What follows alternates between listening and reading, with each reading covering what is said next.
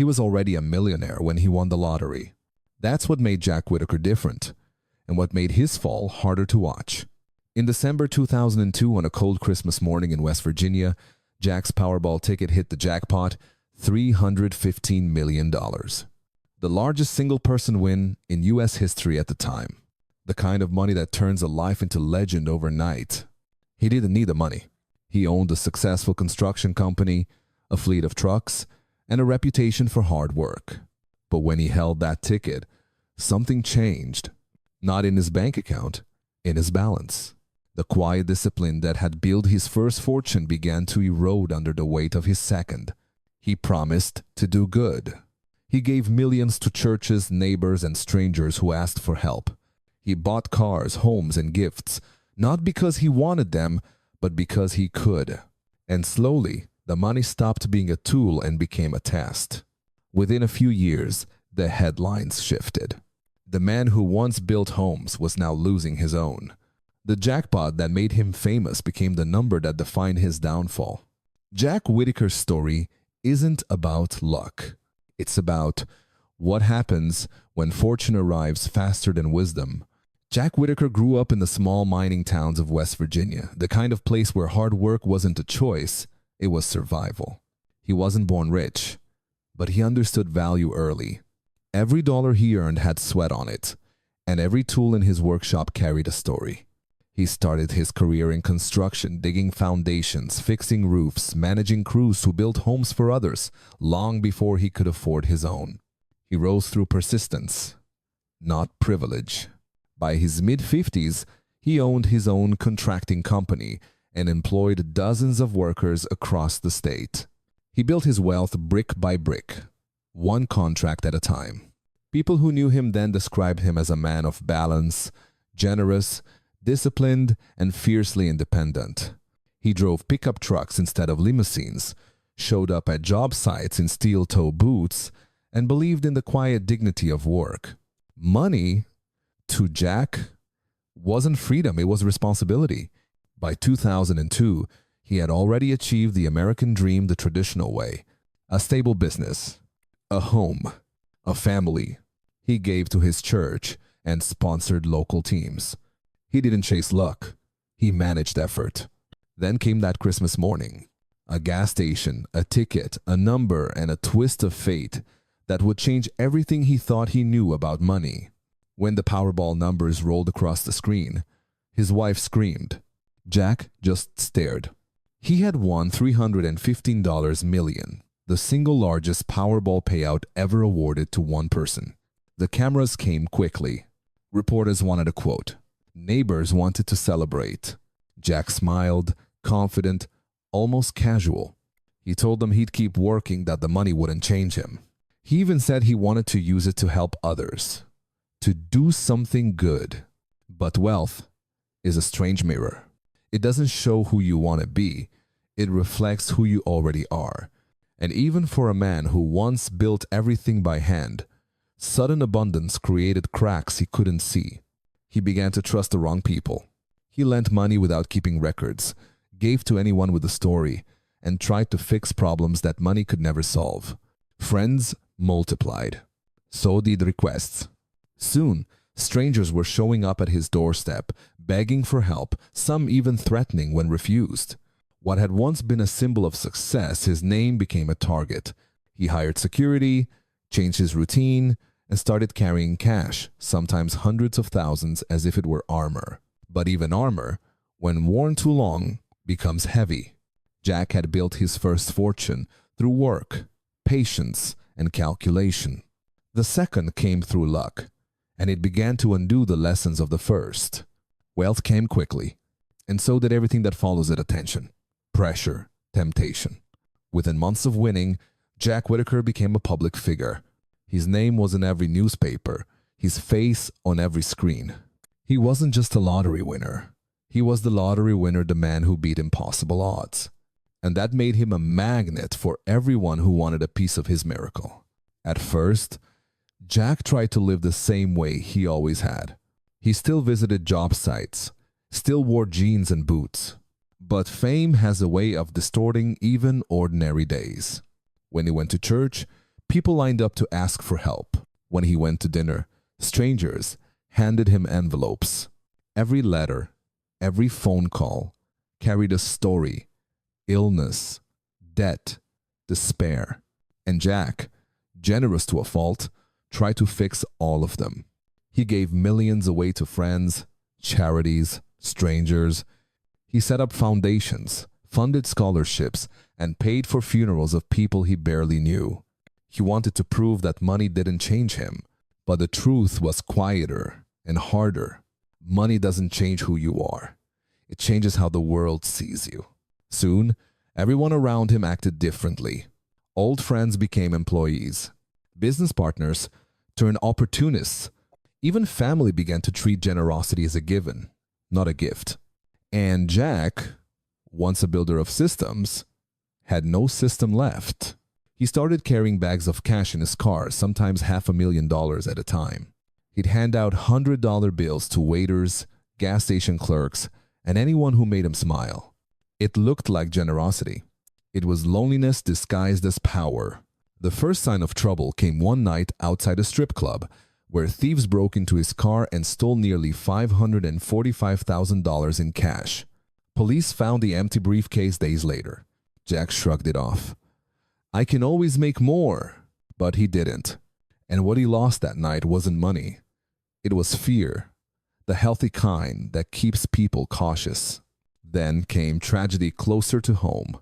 His granddaughter, Brandy, whom he adored, was found dead of a drug overdose surrounded by friends who had once celebrated his win. The grief hollowed him. The man who once built homes now struggled to stand inside his own. His marriage began to fracture under the strain. He drank more, slept less, trusted no one. The lawsuits followed. Business deals soured. The charitable foundation he'd created began to crumble. By 2007, most of the fortune was gone. The company he built before the jackpot had shut down. The empire of luck had eaten the empire of labor. When reporters came back to ask what happened, he said quietly, "Since I won the lottery, I think there's no control for greed." It wasn't a complaint. It was a confession. Jack Whittaker once thought money would amplify his ability to help others.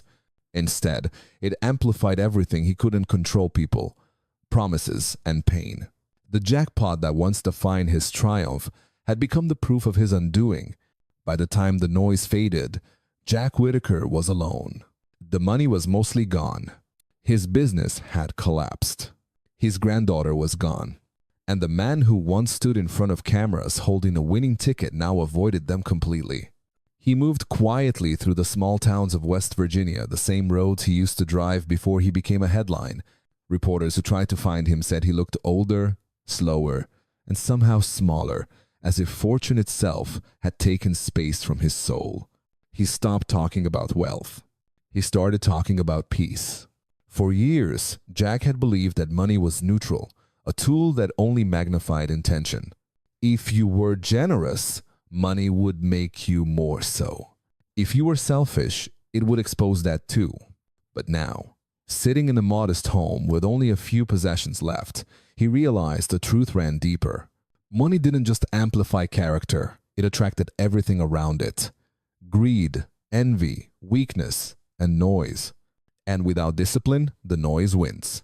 He began attending church again, not as a benefactor, but as a man searching for forgiveness, not from others, but from himself. He told friends that the hardest part wasn't losing the money. It was losing who he was before he won. The version of himself that woke up early, paid attention, trusted effort over luck. He had been a worker all his life, someone who built things that lasted. But wealth that arrives without work teaches you nothing about how to keep it. It's like giving a child a kingdom and expecting him to rule. In interviews years later, his words carried none of the pride that once surrounded him. He didn't speak in anger, just clarity. "I wish I'd torn that ticket up," he said softly. It wasn't the bitterness of regret, it was the exhaustion of understanding. He had won a game no one truly wins: the race for more. What changed him wasn't a single event. It was time. The long, silent kind, the kind that forces reflection. He watched others chase the same dream he once had, believing that money would erase pain, fix families, or buy freedom. He saw their faces on the news, holding checks, smiling, certain they'd be different. And he said the same words to each one. Be careful what you wish for. Abelino. In those final years, Jack returned to simplicity. He repaired what he could, his faith, his habits, his sense of self. He began donating anonymously. No cameras, no praise. He helped quietly, as he once did before fortune found him. And perhaps, in that quiet work, he rediscovered something wealth could never give, the peace of enough. When he died in 2020, at the age of 72, there was no grand estate, no fortune left behind. But there was something else, a story that had turned from cautionary tale to timeless lesson. A reminder that success without structure collapses under its own weight. That financial freedom isn't measured by what you earn, but by what you can walk away from. Jack Whittaker didn't lose everything. He simply learned what everything really was. The story of Jack Whittaker isn't about luck. It's about the limits of it. It's a story of how wealth, when earned slowly, builds character, and when delivered suddenly, tests it. Most people imagine that money solves money problems. But Jack's life showed something else. That wealth without structure isn't wealth, it's pressure. Pressure to spend, to satisfy, to live up to an image others create for you. When he won $315 million, Jack thought of freedom. No more contracts, no more deadlines, no more limitations. But real financial freedom has never been about the absence of limits. It's about learning which limits to keep. Without discipline, freedom becomes indulgence. And indulgence becomes debt of another kind, emotional, relational, moral. The first lesson his life whispers is structure over luck. Money itself doesn't need to be controlled. Behavior does. You can hire accountants, lawyers, and advisors, but no one can manage your impulses for you. The wealthy stay wealthy not because they know how to earn, but because they know how to pause. They build systems that protect them from themselves. Budgets, trusts, boundaries. Jack had none of those. His money moved faster than his attention. And attention, not income, is what sustains wealth. The second lesson is privacy is protection. Jack's generosity was genuine, but public. The moment his name became news, his life stopped belonging to him. Strangers arrived at his door with tears and stories, each one a financial wound waiting for a savior. In trying to heal them all, he opened his own. Financial wisdom begins with one simple truth. You can't save people with money if they refuse to save themselves. Compassion without boundaries becomes self-destruction.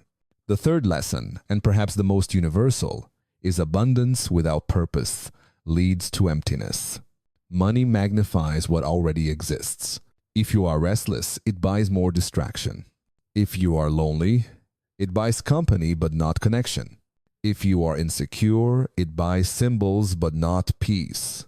Jack had been a builder. He understood effort, patience, and the satisfaction of progress.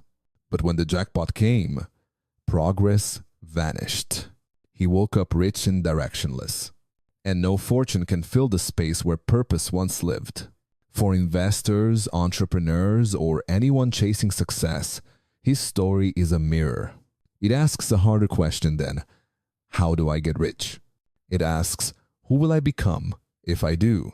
Financial independence isn't the same as financial intelligence. You can win wealth, but you must earn wisdom. That means understanding where money ends and where meaning begins. It means knowing that protecting your fortune isn't about guarding your bank account, it's about guarding your identity.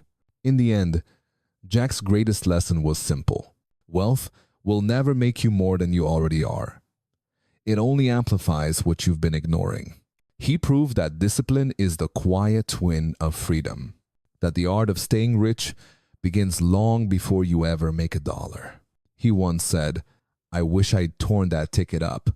But perhaps what he meant was something quieter, that if he'd known the price of sudden fortune, he'd have chosen the slow, steady kind instead. Because patience compounds. Luck expires. And the richest man is the one who still feels in control when the numbers change. When the noise around Jack Whittaker finally faded, what remained wasn't silence. It was space. Space to think. Space to grieve. Space to see what all the noise had hidden. He had once stood in front of cameras holding a check that symbolized limitless possibility. Now, years later, he moved through the world like a man who had seen both sides of luck, the gift and the weight. He no longer spoke about millions or jackpots. He spoke about choices, the small, quiet ones that make or unmake a life. People often said Jack lost everything, but that isn't entirely true. He lost money, yes, and reputation, and comfort, but he gained a kind of sight most people never earn. He saw what happens when wealth outruns wisdom. He understood how money, untethered from purpose, becomes noise. And he realized that real fortune doesn't live in numbers, it lives in peace. He once said in an interview, "I just don't like who I've become." It was a heartbreaking sentence, not because it came from regret, but from clarity. He had built 2 empires in his lifetime, one from effort, one from chance. The first taught him discipline. The second taught him humility. And in losing both, he found the border between money and meaning. The story of Jack Whittaker now lives as more than a cautionary tale. It is a mirror held up to every dreamer who believes that wealth is the cure for struggle. It reminds us that struggle has its own wisdom. It teaches restraint, respect, and rhythm. The very qualities that vanish when fortune arrives too fast. In the years after his fall, Jack was often asked what he would tell new lottery winners. His answer never changed. Get a lawyer, get a financial advisor, and don't tell a soul. But behind that practical advice was something deeper, a warning written in silence. Protect your privacy. Protect your peace. Because the world will celebrate your success louder than it will help you survive it. He died quietly in 2020, far from the headlines that once defined him. There was no grand farewell, no mansion sale, no last confession. Just a man remembered by few who had everything and learned what enough truly meant. His story lingers because it doesn't end with tragedy, it ends with perspective. A reminder that money, like time, is only valuable when you know how to spend it. Jack Whittaker's empire began with numbers. It ended with understanding. And perhaps that is the truest kind of wealth, the wisdom to know that you never really own anything. You only borrow it for a while. He won fortune, but found truth that peace is the only prize worth keeping.